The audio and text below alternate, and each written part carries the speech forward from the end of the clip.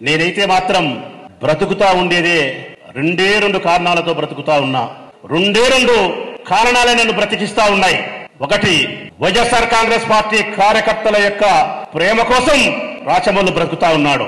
మరొకటి, ఆ వైఎస్ఆర్ కాంగ్రెస్ పార్టీ కార్యకర్తలను సగౌరవంగా తలెత్తుకుని గర్వంగా నిలబెట్టేదాని కోసం రాచమల్లు బతుకుతా ఉన్నాడు. రెండవది, నన్ను బతికిస్తా ఉండేది ఏమిటో తెలుసునా? ఒకటి, మీ ప్రేమ నన్ను బతికిస్తే, రెండవది నన్ను బతికిచ్చేది ఏమిటో తెలుసునా? నా ప్రియమైన శత్రువులు తెలుగుదేశం పార్టీ వారు నన్ను బతికిస్తా ఉన్నారు. రెండవది, పగ పగ పగ అంటుంది నా మనస్సు. ప్రతీకారం అంటుంది నా మనస్సు.